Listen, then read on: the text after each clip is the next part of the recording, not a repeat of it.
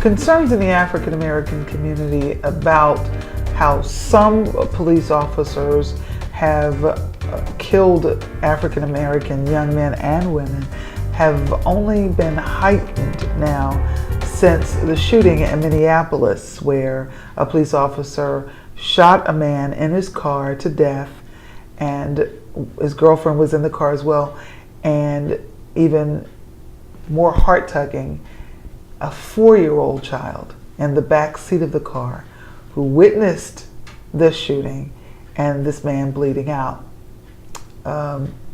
As a result, and as we all know, in Dallas, there was a man who was a part of a protest, and he took the lives of 5 police officers. And it sparked across the country vigils and protests. And right here in North Carolina, the same thing took place. There were vigils for police officers. There were protests saying there's got to be more accountability from police officers. Now in Wilson, North Carolina, the Wilson NAACP held a vigil for police officers. And you're looking at some of the video of people gathered on the courthouse steps. There were a number of ministers who prayed. There was a mixture of cultures. There was Muslims, Hindu, and Christians sitting together honoring police. We here in Wilson saw a need for Wilson County to come together. I want to take my hat off to our police officers. I have seen the work that they have done. Something is wrong when innocent blood is spilled over and over and over again due to hatred and fear. We cover the Wilson Police Department. We cover the Wilson Sheriff Department, starting from the head, from chief all the way to the sheriff. We come all the way down to the lowest officer. We cover them now by the power of your blood. In Greensboro, North Carolina, there was the Greensboro Black Lives Matter March, all taking place the same weekend. And our own Samuel Joshua Sauls is reporting about what happened in Greensboro. So Josh, tell me, what was the atmosphere there? A lot of the residents in Greensboro, North Carolina took to the streets in a peaceful protest along with others who did the same thing in their communities across the country. The march here in Greensboro began at the Woolworth Building, where the Greensboro Four did their sit-in 1960. The protesters said that African Americans feel unsafe in the presence of people who are sworn in to protect all citizens. They also said that they want the police who kill African Americans to be held accountable for their actions. At the protest, they chanted, "Hands up, don't shoot. Don't shoot. Don't shoot." And "No justice, no peace." Police officers were there and watched quietly as marchers walked by. You were embedded with marchers. So how did you feel being in the middle, being right there? Oh, I was there as a reporter talking with Janet. And there were also other media people present as well, as you would expect. However, I must say I was a little bit nervous because this was the community, talking about officers who abuse their authority, and the police were present. So I was a bit nervous because they were present. I didn't know if anything would go wrong. Okay, I guess this is reminiscent of the protests in the South during the 1960s civil rights movement. Fortunately, this time there were no jeering onlookers. There was no water hoses or police dogs there this time. You're right. I have to say that I have more respect for the people who protested in the 1960s because it's less of a threat now and it's still scary. So I can imagine what they went through voting for or protesting for the right to vote and the right to public accommodations. I have more respect for them. This is Samuel Joshua Sauls. We're talking with Janet. Thank you. Thank you, Josh. Thank you for that report.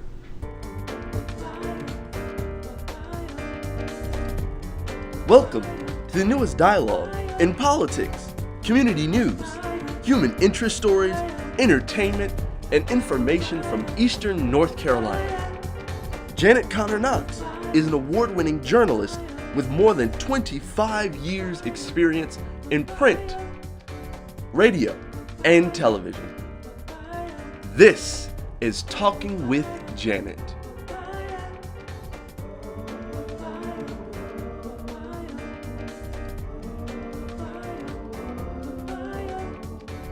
I'm a mother of two young African-American adult males, and I must admit that I feel nervous also when my sons go out into the community, and it might be to go to the grocery store or sometimes to go over to a friend's house, and I'm concerned.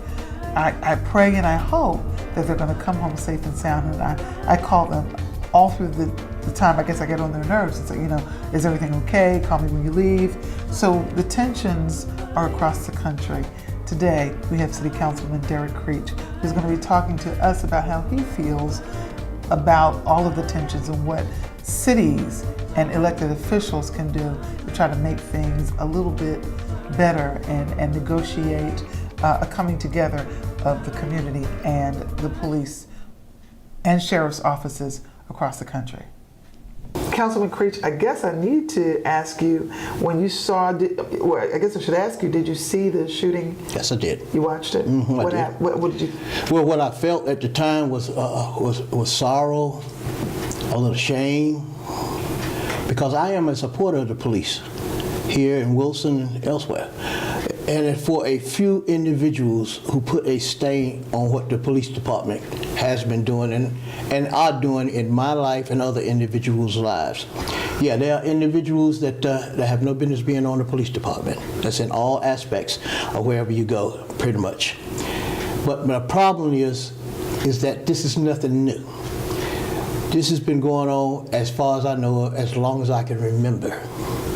And that goes back to the time when I was a young man, when we had to live a certain way. We had to act a certain way. We had to stay in a certain position in order for us to live and to survive. That is wrong. That is part of a system where the system is actually working against us and have worked against us. Yeah, some people say that it has changed. Yeah, I have a lot of good friends who are of another race. You can walk across the tracks now. I can walk across the tracks now and not worry too much about getting accosted and actually chased home. Because I have been chased home. One time, and it's a certain time that you must be back where you lived at, on the other side of town. We used to go to a movie house called the Drake Theater, and it was my brother and about 4 or 5 other guys from the community. We came out a little late. There were 2 guys that came out. One was with a policeman, and the other, and they actually thought it was a sport to chase us all the way home. And at that time we were living on Lodge Street, which is actually just before the railroad tracks. And that was the first that we were supposed to have gone. And that was way back the time when I was about 5 years old. And they were chasing us with knives. And fear is not new. Fear is not new. And we ran all the way home, and I was the youngest at the time. And my brother, the one that saved me because I was getting tired, and the guy was coming up behind me and dropped a knife. And I think that's the only thing that really saved me at that particular time. But it also got me to thinking, is this right? Do we have to fear walking down the street when we're doing absolutely nothing? Well, the same fear is now. I think when you were saying you were 5 years old, certainly don't want to tell your age. But I don't mind. But that was decades ago, am I correct? Oh, absolutely. Okay, so you fast forward to 2016, and people are still in fear. Still living in fear. So, and the part about it, in order to really survive in the system today, you have to make sure that you say yes, sir, no, sir, because a few years ago, I was stopped, and they had a roadblock, but I had to make sure that I had both hands up. I'm gonna say yes, sir, no, sir, in order for me to get through it. Yeah. And so I knew I wouldn't have to spend any time in jail or worse. Well, I think that's a conversation, and I believe I saw D.L. Hughley talking on an interview about this, and it's a conversation that every parent has with their kid, bar none. This is how you act when you run into a police officer. You say yes, you say no, you answer the questions, and you try to behave in such a way. Is that not Jim Crow? That is Jim Crow, but I think that is what is left over of what happened to Jim Crow, because the individual still is trying to go back to that Jim Crow era. All right. Now, the way that we have been taught. I have 2 sons. I actually had 3. I lost a son about 5 years ago to a disease. But I used to teach them. I said, you hold your head up high. You talk to an individual as one man to another. And all the stuff that was going on before, we were under the impression that it was okay. But they suffered more pain and hurt because they wanted to be straight up, looked up as men. 2 of them are doing great today, fair today. They could do better as far as a father to sons are concerned. But the problem that is going on there is the way that we are being perceived. Well, I hate to cut you off. We'll be right back right after this commercial.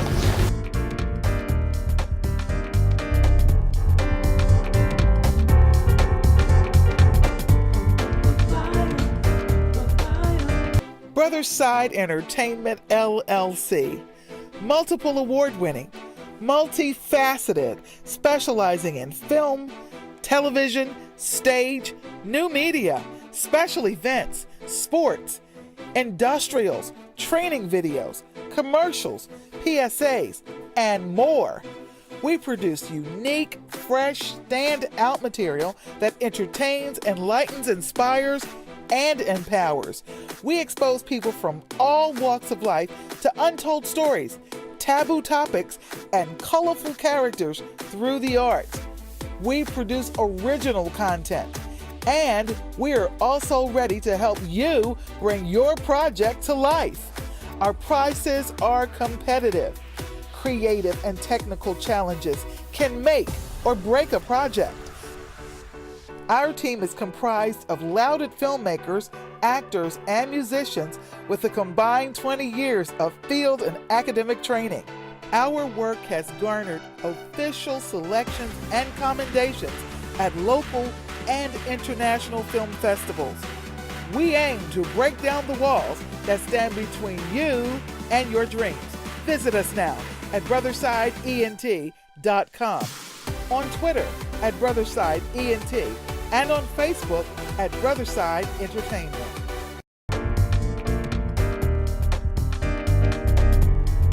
We're back with Councilman Derrick Creech.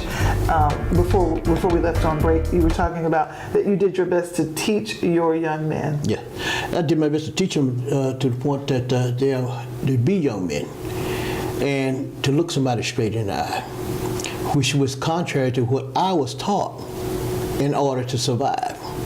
Now it seems that when our young people of this age now want to take that same manner of being looked at as a man and to be looking at individuals straight in the eye, the individuals at the other end that's receiving this depends on whether they're racist or not, whatever like that, is that it affects our young people.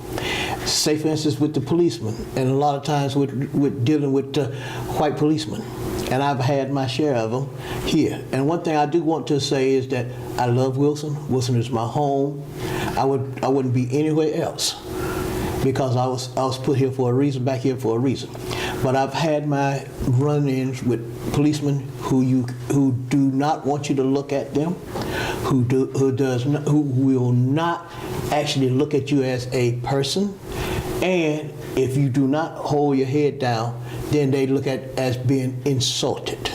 What do you do? Well, sometimes it's to the point right there you have to accept it, and because either they're going to try to do something to try to put you in jail. I mean, long term. What should happen? Some kids, the guys that came up and they were doing some breakdancing, and my son, along with some other kids, my oldest son, along with some other kids, were watching, and the officer told them, to go. And when my son leaned and said, "Okay, we better go," the officer said, "If you say anything, I'll lock you up." So, it wasn't this administration that we're in right now. It's a different administration. But, my sons were filled with fear. And so I guess my question is, what do we do so that my son's sons are not experiencing the same thing? What do we do? Is there a plan? Do you believe in a police review board? Yeah, I think that the police review board. Or should I say law office? Law office. And not just for Wilson. We're talking about from Scotland Neck down to Fayetteville, east, west. We're talking about everywhere. Do you believe in? I do. And I think the review board should be dealing with educating the ones who do not understand the cultures that they're serving. What I mean by that is that a lot of times the policemen that are sent into a certain neighborhood already has preconceived notions about certain things, and so when he sees certain things in this neighborhood, he actually is harder or actually gets a little madder quicker dealing with these certain individuals because of his preconceived notion. And it is up to the individuals, which is administration, and I'm hoping that this can work with any administration that is going on, is that we actually educate our police department and the people within the police department about serving the people and protecting the people, because all of us need to be served, all of us need to be protected. And if they believe in that, that means all of us need to be treated the same. All we're asking for is to treat us the same, treat us with dignity and respect. What is the fear that you think that some officers might have when they run into our young men? Because it seems time and time again in interviews we've heard, and believe me, and I've got to say this over and over again throughout these interviews, we know that one or two people can't speak for all. That's right. We know that one African American host cannot talk about all. I mean, there's diversity in thinking, and we come from different places, but there seems to be a fear that officers have when they run into young African American men. Where does that come from? This has been going on not just recently. This is the fear of African American men that goes all the way back to slavery, in my opinion. This is my opinion, because it's always been to the point that they have always tried to denigrate us. They've always tried to put us down, not being the best of this, not being the best of that. Even with slavery, when I was going to college and I went to a predominantly white school, and they said that a lot of times that we celebrate the Indian or the Indians or the Americans, which are Native Americans, because Native Americans fought back and we didn't. That was not true. No, I was about to say that. And we fought, and I had to go into this class and say we fought from day one for our freedom. But the problem is that it's their possession, and a lot of people believe that. Now, this is carried over even for 200 or 300 years. This is still carrying over because they tell us now, you ought to find a job and work real hard. That we come from lazy stock or whatever that's out there in that particular area. But we look at the Jim Crow laws. You go look for a job, they got a sign up that said, we only hire white people. You got another song that said, no colored people wanted in here. And then they expect us to support our families because of going to. Now, one thing I do want to say, this is just an underlying problem that is still there in a lot of individuals who are in positions of power at this particular time. I'm not saying all of them. I said just a few. The majority of them, in my opinion, are great people, because it hadn't been for a couple of white people that helped me when I was in college, I wouldn't be here today. Okay? We're going to be right back.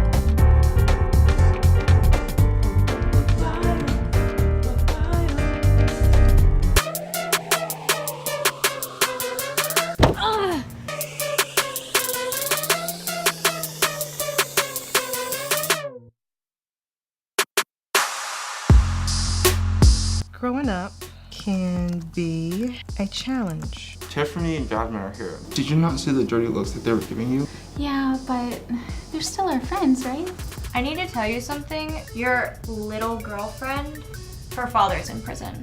What? You get a date to the dance? Yeah, man, obviously. Who do you think I am? I wrote your sister a note, and I asked her, does she like me? And what box did she check? You're friends, you know that, right? Yeah, friends. Come on, Mickey, where are you?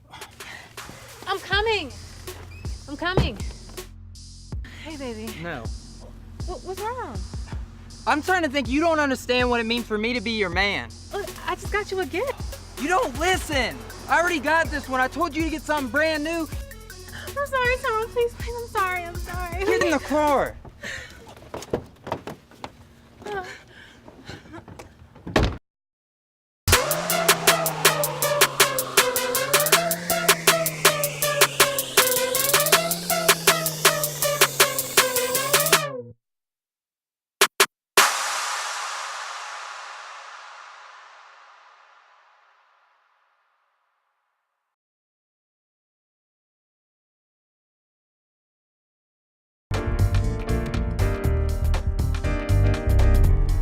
Once again, we're here with Councilman Creech, and just wanted to, we're wrapping things up. It's going by really, really fast.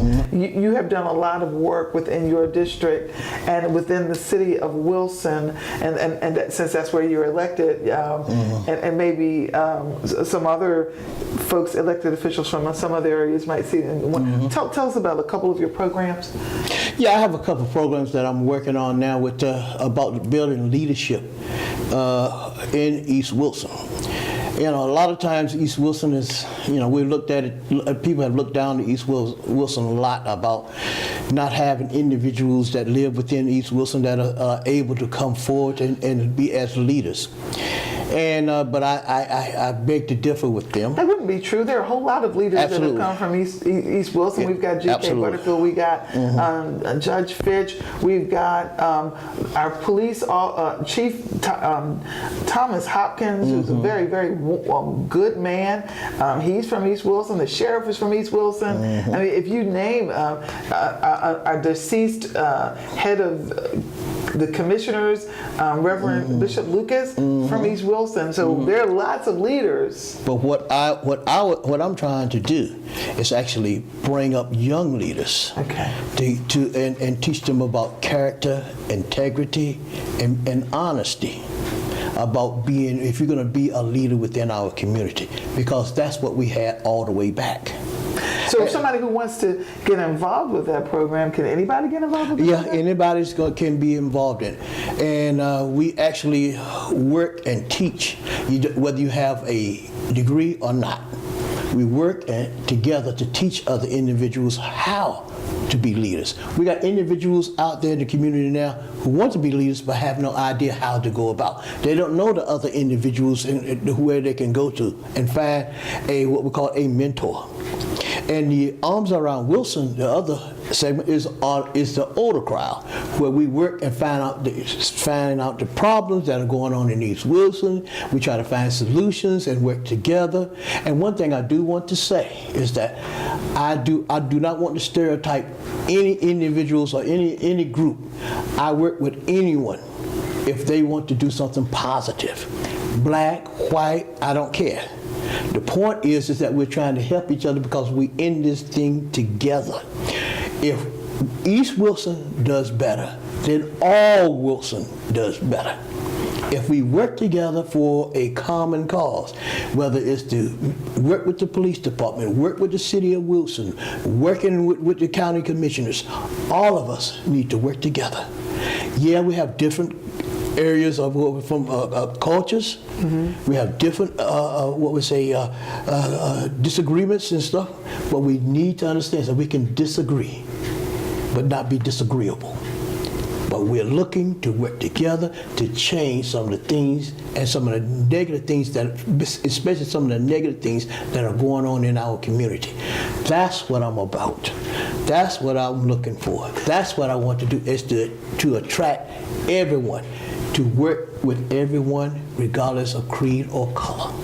How much trouble do you think you're going to be in today? Because you spoke your mind. You were very candid today. How much trouble are you going to be in? I think people know me well enough to know that my life or what I led before, I'm not going to sweep up under the rug. I just told you about some of the problems that I had growing up and some of the experiences I've had, but I've learned from my experiences is that you do not lump individuals together as being hateful for one particular group, for one or two people that have represented that group. Mm-hmm. I believe that we are here to grow. I am a Christian, I pray. But through my prayers, I learned that we have to work too. Prayers help, but working while you pray helps a whole lot. Absolutely. So I'm looking to continue this, hopefully down the line. I don't know, but I love Wilson. I want to continue to work for the people of Wilson, regardless of where they come from, if it's done in a positive manner and for the benefit of the people I serve. What words do you have for young people, particularly since we were talking about young African American males? Do you have any words for them right now during this very, very tense time? What I know they're tired of hearing, be patient. But what if you want to change the system and be a part of the system, you want things to change. My grandmother used to tell me, if you want to clean the house, then you're going to have to go inside the house and get it cleaned up. That means you need to educate yourself. You need to get a skill to get a job. You need to understand something about how important it is to vote. It is, and to register to vote. You got to put individuals who actually looking out for your interests into office to serve you and to be in a position to make changes to some of the negative things that are going on in our community. I just want to let everyone know that I am appalled about the things that are going on in our country. I think that we can do better. I agree that we can do better, but we all have to work together. We cannot continue to fight and kill each other. We cannot continue to think that we have to change from being with the police officer. But we must understand something. All policemen are not bad. The majority of them are good individuals who worked hard to protect and to serve us. But we must not let those who bring other people down stay in a position to keep doing it over and over again. Well, it's more than bringing them down. In some cases, they're being killed. That's right. And they're being killed. Yeah. Absolutely. As I said in the beginning of the show, over 500 African American men were killed this year already. Mm-hmm. And going back to this black on black crime, I do want to say this. One thing about black on black crime, when another black person kills another person, then they are prosecuted. We should not be in a position to protect those who have gone against the oath that they have taken as officers. We need to hold them accountable. The problem with this is we can't and we won't because of certain elements within the system. Thank you. Well, I got to say, thank you for being here today with me. And he's a very, very brave man. He decided that he said I could even give his phone number out. This is Councilman Derrick Creech. His phone number. You want me to give your phone number out? Oh yeah, it's public anyway. Oh, wait, 252-315-3768. That's 252-315-3768. So if you have some ideas that you'd like to share with Councilman Creech, he says he's open. He wants to work with all people. Thank you for coming. Thank you for being so bold. Thank you for being here today talking with Janet. Thank you for watching Talking with Janet.